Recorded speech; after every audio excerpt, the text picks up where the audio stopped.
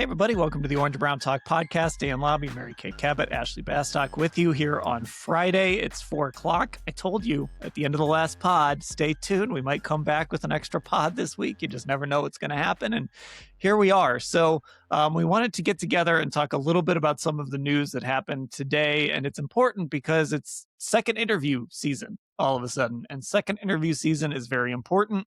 And second interviews can very quickly turn into, hey, they hired this guy. So we're moving this along, Mary Kay. And of course, the biggest news today is two guys who will be getting second interviews. And the most important, the most notable is Jim Schwartz. Todd Monken is going to get a second interview as well. Tommy Rees not getting a second interview. But it's notable. Anytime somebody gets a second interview, it means they have a real chance to land that job. And here we are with Jim Schwartz getting one. He's going to be the first up to get that second interview. Yeah, I was able to find that out, and I was pretty excited to be able to land that little nugget because I thought it was a pretty significant news story that he is getting that second interview. It's happening on Monday. And then if Todd Monken, and I didn't break that came from Peter Schrager, if Todd Monken doesn't go with John Harbaugh, which that thing is still in negotiations, but if he doesn't go with John Harbaugh as his OC, he will get a second interview, according to Schrager, on Tuesday. And then my other little nugget today was the fact that I was told that Tommy, the Browns offensive coordinator, who was the first interview for this job, is not expected to get a second interview. And I don't know what that means. I don't know if that means they don't need a second interview with him because they know him so well, or he's going to go with Kevin wherever Kevin goes. Looks like Kevin is going to be a favorite for the Falcons job right now, potentially. So maybe Tommy goes with him. If Tommy is passed over for the head coaching job, I've heard this from minute one, that there is a world in which he might want to do something else. So we'll have to see how that all goes. But I do think it's very significant that Jim is getting the second interview from the Cleveland Browns. And I think he's definitely a favorite in the clubhouse. Yeah, well, and to your point, even with Tommy, right? Like, why would they not give him a second interview? Do they know a lot about him? Well, same could be said about Jim Schwartz, right? Like, they know Jim Schwartz about as well as anyone, too. He's actually been there longer than Tommy. So it perked my ears up, I guess, Ashley, when Mary Kay tweeted that out this morning, that Jim Schwartz was going to be that first guy up to get that second interview. It made it feel, we've kind of floated around it and danced around it as they've gone through this process, and they brought in some young guys that maybe we weren't expecting and brought in some names we were expecting, but Jim Schwartz was always kind of in the background. And this is the first time where it started to feel like, this could happen. It could just, is this going to be an interview or a negotiation? That was one of my first thoughts. So it's starting to feel a little bit real here. It is. And again, like, to kind of circle back to the conversation, though, we had yesterday, and I'm curious, obviously, once we're at the end of this, if it is Jim Schwartz, what Mary Kay was saying yesterday, like, why are we bringing in all of these younger defensive coordinators who run these 3-4s to interview? Like, it's fascinating to me because those defenses are just so different than what the Browns do now, what Jim Schwartz does. So I'm curious if we'll ever get their rationale on that. But yeah, this certainly makes it feel more real, like, hey, this is a legit chance of happening now. And I don't know, like, it'll be really curious. And obviously in all of this, we're still waiting for the Harbaugh domino to officially fall as well. So that's obviously interesting regarding Todd Monken and all of that, because I think everyone has just been kind of assuming, oh, Todd Monken will probably go where John goes. So that's very, very, very interesting as well, I think. Yeah, well, the other piece of that too, Mary Kay, was I wondered, with this scheduling of a second interview with Todd Monken, if things go a certain way with that second interview with Jim Schwartz, have the Browns kind of been circling Todd Monken this whole time as sort of a potential offensive coordinator candidate if Tommy leaves? So could that be the direction this goes? Because obviously, look, if they hire Jim, you're not going to have to make that many changes. I'd imagine the defensive staff would remain mostly intact. Somebody would get promoted probably to DC unless he wanted to bring somebody in to do that. Um, depending on what Tommy does, maybe you need to go find a new OC. Well, there's Todd Monken right there, who you've had in your building and you've interviewed, and he's available if he doesn't go to New York. So I was wondering that too, if maybe they view Todd Monken, sure, as a potential head coach candidate, but if they do decide to go with Jim, would they maybe hand things over to Todd? Would they want to try to bring Todd Monken here if he doesn't go to New York to be an OC? That could be a possibility. They could have that in their line of thinking. And then the other thing that I have been writing and saying a fair amount is the fact that John Harbaugh also really likes Tommy Rees. He really likes Tommy Rees. And I think there's also a world in which maybe, just maybe, Tommy could end up with John. So I think Tommy's going to have some opportunities. I think he'll have a chance to go with Kevin. I think he'll have a chance potentially to go with John. And he might have chances to go elsewhere as well. And I suppose there is a world in which he could stay here. If they sweeten that pot and Jim gets the job, they could probably make sure, depending on what other opportunities Tommy has, that they could up the ante and do whatever they can to keep him. Because I've always known they've wanted to keep Tommy in the building. They don't want to lose another really young, bright guy like that. And he's already their offensive coordinator. Some of these other guys are coordinators elsewhere, and you wouldn't be able to offer them a promotion. With Tommy, he's already here. He's under contract. He's in your building. So there are going to be some negotiations and things that are going to have to be worked out. So if they interview Jim on Monday and decide that he is their guy, then I think it spins off from there. And then they have to figure out who the offensive coordinator is and can they go ahead and keep Tommy? And then which other offensive and defensive assistants are going to stay with the team? Obviously, if Jim gets the head coaching job, it means that a lot of that defensive staff is going to remain intact. And I'm sure that's great because the Browns love this defense. The players love this defense. And also we should add that the players really love Jim. So Miles is going to be happy. Grant is going to be, all of those guys are going to be very, very happy. This is a player-friendly defense. Everyone gets to eat. Everyone gets to shine. Everyone gets to do what they do best. And those guys are going to be really, really happy. And we've known that since locker cleanout day, that this is who they want.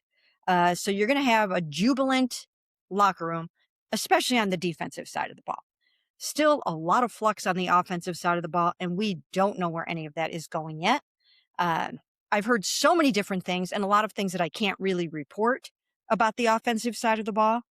But that is still a work in progress, shall we say. Yeah, and the Tommy piece is, obviously he's already the offensive coordinator, but if they hire Jim, it still feels like he'd have more responsibility, right? Because Kevin was still a big part of that offense, even though he gave up the play calling. I mean, it was still Kevin Stefanski. Like he is an offensive head coach. And so let's say Kevin gets the Atlanta job and Tommy follows him there. It's sort of the same situation, even if he brought Tommy to call plays too.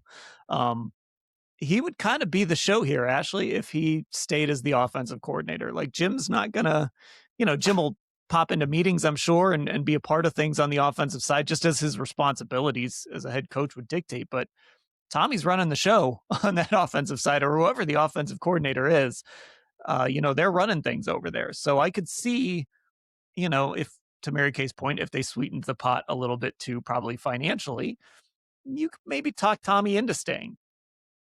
Yeah, it just feels like you would have a bit more power in that way. And, we talked about when he interviewed this idea of, hey, his experience here is obviously a big part of his resume, but there would be a chance for him to differentiate himself from Kevin and that system a little bit, and maybe some things that didn't work or things he would be interested in trying. And on top of it, which we also mentioned yesterday, Tommy is the only guy on this list that has worked with Shedeur Sanders. And we know what the quarterback situation is here next year. And, Shedeur Sanders starting games feels like the most likely path, given where they sit in the draft, everything else, like their cap situation, obviously with Deshaun Watson, like that's the reality of where they are. So that also would certainly, I think, help the Browns in terms of having somebody who knows Shador and has helped him develop in his rookie season. So let's go back to Jim then, and just sort of the idea of this hire. If they make this hire, this all comes with an if, obviously. Mary Kay obviously mentioned it would be popular in the locker room. I think it would be pretty popular with the fan base. I think a lot of fans like Jim Schwartz. They like what he's done with this defense. It is the path. It's the path of least resistance for this football team. And I think it would be in line with this idea of something Jimmy Haslam said the day they fired Kevin Stefanski, that he felt like this team should have won more football games last year. I think it would jive with this idea of they believe they are more talented than maybe people on the outside believe, that they believe they are closer than people on the outside believe, that they don't need to necessarily just turn everything over. We've seen defensive coaches start to have more success as head coaches in the NFL. We've seen that pendulum kind of swing back. And I think about this weekend, we're going to see Seattle. We're going to see Denver. Now, Denver obviously has an offensive head coach, but, Denver is a team that's driven by its defense and is getting, good enough quarterback play from Bo Nix. So then you start to think like, well, could Shador Sanders be Bo Nix? Or could they find a Bo Nix type of quarterback somewhere, or a Sam Darnold type of quarterback to run this offense if you have a really great defense? That would be the model you would follow. But also, this is a safe hire. This is the safest of all the hires they could make, which I haven't decided yet if I think safe is a good thing or a bad thing. But obviously, if the Browns make this hire, I think they're basically telling us that they believe this football team is a whole lot closer than maybe other people believe, and that they can get this thing going in the right direction if they kind of keep the status quo for the most part. Right. And I think it also says we know what we have on the defensive side of the ball. We know we have a championship caliber defense, and we want to keep that intact. We want to keep those players happy. We want to keep that humming along while we now go out and add to the offensive side of the ball and bolster that side of the ball. We know the defense is going to be good, even if Jim hires a coordinator from outside or promotes someone from within. They know that the defense is going to be really, really good next year, maybe even better than it was this year, because Carson will be 1 year older and Mason will be 1 year older. And then, of course, they'll add to the pile and they'll bring in some new guys. So they know that they're good over there. And I think it represents building on a strength and keeping that intact and not upsetting that apple cart while they then turn their sights and their attention to the offensive side of the ball and figure out how they're going to get that all worked out. And it's just fascinating to think about how that is going to go. Who's going to be the quarterback? Who's going to be the offensive coordinator? Who's going to call the plays? Who's going to be on the offensive line? It takes a major overhaul on that side of the ball. And we just don't know yet. But I do think that it gives them an opportunity to just keep what's great while they work on the other side. Yeah, and I think there's something to this idea of I don't know what the quarterback solution is. I don't know if there's going to be a long-term quarterback solution this offseason, but maybe they bring in, Malik Willis is going to get a ton of buzz. I keep saying the name Mac Jones, not because that's like the guy that I want, but like that's a guy that I keep thinking he'll probably be available in a trade. And we've seen him win football games. We've seen guys come out of that Shanahan school and, all of a sudden they're completely different quarterbacks like Daniel Jones. So, somebody like that, or maybe they draft a guy like Garrett Nussmeier in the third round or some other quarterback in the second or third round. So I don't know that they're going to find that long-term answer, which again, Ashley, would just speak to this idea of let's really lean into who we are. And that's a team with a really strong defense. Maybe doesn't have to score 30 points a game to win, but we got to be better than we were last year. So let's kind of lean into that. let's patch it together on offense, bring in a bunch of more young guys on that side of the ball, and, you know, give them some room for error, give them some room to grow up, because this defense is going to still do a lot of the heavy lifting. Yeah, I just can't help but thinking that ultimately this year is going to be the Browns kicking the quarterback can down the road another year. It felt like that's what they were trying to do in 2025. Obviously, talked about this, the draft class not really shaping up to be what most people thought it would be this time a year ago for 2026. So, yeah, I think for them, it's about if they go this route, it's them saying, okay, we think we can win, but we are going to win because of our defense. And we are going to win with the quarterback we have. And isn't that a Lanceism, Dan? Doesn't he love to say a quarterback you can win with versus win because of? Right? Yes. Yeah. And maybe they're going to have to find one they can win with. Yes. I think like that just is going to be what's available to them, barring something unforeseen right now. I don't know. You know, who knows how this can all play out? You never know exactly, but I just can't help but think, like, okay, are they going to look at this? We know how they prioritize value in the draft. Are they going to see a tackle they really like and a receiver they really like in the first round and just kind of start fixing those other offensive pieces and play the slow game with the quarterback? Now, the tricky part for that, if you're Andrew Berry, is we've been talking about this for like a year. Are you going to be the guy making the decision the next time around if that quarterback room and this offense don't take a step up and improve? I don't know.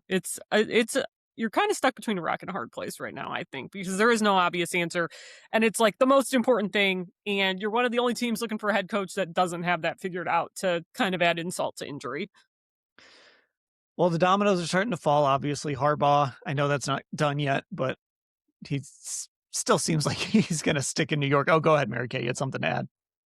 Yeah, I was just going to say, I do think that there is a world in which they give second interviews to a number of these young guys that they have interviewed virtually, because they really have only talked to most of them virtually so far. They were able to talk to Tommy in person, Jim in person, and Mike McDaniel in person. But all these other guys that are employees of NFL teams, if they want to talk to them in person, face to face, and really get a feel for who they are, they have to start bringing them in. And they can do that in person after Monday, when these divisional games are over. So I don't know if that changes the game. I really don't know exactly where things stand, but we might start to hear about other second interviews as we go along over the next couple of days. Yeah, and I did. Just speaking of Mike McDaniel, I wondered a little bit if he was sort of the canary in the coal mine of this whole thing. Like, because the more I think about it, the more I think, man, that would actually be a really interesting hire. And maybe it was just because I saw that picture of him in the Nashville airport and I liked the suit that he was wearing. But that, that would be a really interesting hire. But now he's interviewing for OC jobs, and I just wonder if he's looking at this landscape like, I don't want to take a head coach job where I don't know what the quarterback situation is going to be, and it's my second chance, and you usually don't get a third chance. So I'm going to go be a really good OC next year. And then when these bad teams have high picks a year from now, and it's supposed to be a better quarterback class, I think it'll finally actually be a better quarterback class, then I'll throw my hat into the ring, and I'll kind of be able to choose where I want to go. But for now, I'll just go be an OC for whoever, Jaden Daniels, or where, go to Detroit or something like that. I find that interesting that he's out there maybe looking for OC jobs now, as opposed to maybe taking one of these head coach jobs. So that's just something I kind of circled. Ashley, did you like the suit Mike McDaniel was wearing? I did like the suit. Yes, sharp. He was wearing that suit, but can I tell you guys, this is funny. I can't remember if I told you this yesterday. Our football insiders will know I texted them yesterday for a story I'm working on for Saturday morning, and I wanted to get their thoughts on who they wanted as head coach, like assuming the John Harbaugh domino has officially fallen. And unsurprisingly to me, like, we got 73 responses. I would say 50 plus of them were Jim Schwartz. I mean, that's the guy Browns fans know best. But the only coach people went out of their way to text, as long as it's not this guy, was Mike McDaniel. And I think that's so funny because he's one of the more experienced options. Like, I don't know. Like, do you guys think I have this theory that it's just like a vibes thing with Browns fans? I feel like Browns fans feel like Mike McDaniel is not their vibe and they don't really have any concrete reason of why they don't like him. Yeah, I think it's a vibes. I think it's a cold weather thing. I think they're scared of him in the cold weather. And it's the weird press conferences. Like, people see that, but I don't know. I Yeah, think that's what I mean. Like, vibes. Like, we're going off of vibes and public image, I think, more than anything. Well, I don't know if people really actually remember his history here in 2014. I mean, that's been a long time now. But Yeah. perhaps they do remember that, that's when he, ran into a little bit of trouble and some off the field issues. And that's when Josh Gordon, he was on the plane with the wide receiving core, and Josh Gordon got suspended because he drank on the plane. So I don't know if people remember that or not, but that's behind him now. Mike McDaniel, he might have even been sober then. I'm not sure if he was or wasn't at that point, but he is sober now. He talks about that. He's very open about that. And, he's put that stuff behind him. And I think he's a very, very interesting character. We all know that he is so smart, so brilliant that he's almost, quirky, peculiar, whatever. But it's because he's so smart. He probably can't relate to the common folk the way other people can. But he would be very, I think, fun to cover, right? I mean, don't you guys think that it would be interesting? Every day would be, who knows? You'd never know what you were getting into. I mean, Kevin was so buttoned down, right? Kevin was just, buttoned down, and Mike would be, someone just with some flair and just a little bit of a different side to it. I think Kevin was too normal for this fan base. Like, I think they forget how weird head coaches actually are. Like, these guys are wired different and they're weirdos. And like, some of them are really big time, like, weirdos. Like, they just aren't normal human beings. And Kevin was a normal human being for the most part for like 6 years.